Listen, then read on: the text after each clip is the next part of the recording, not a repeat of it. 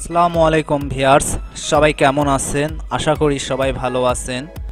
প্রতিদিনের মতো আজকেও একটা নতুন ভিডিও নিয়ে আপনাদের সামনে হাজির হলাম। আমি আজিম।